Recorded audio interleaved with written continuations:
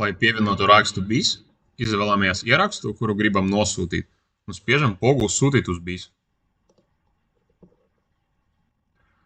Varam nokoriģēt informāciju,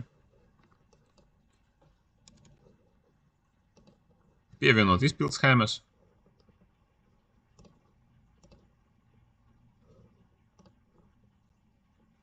un materiālus. Nosūtam uz BIS.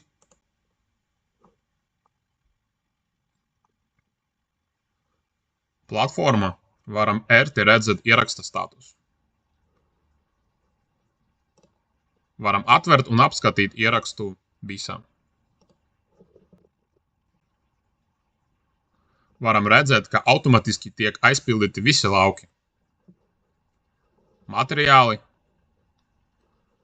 pielīkumi un pat laika apstākļi. Varam arī nosūtīt uz apstiprināšanu.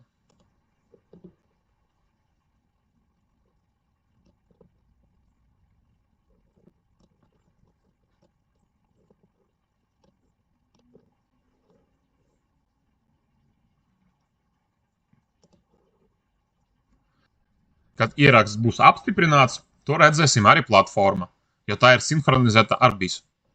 Un šādi izskatās ikdienas darbi ar Works Recorded. Paldies par uzmanību!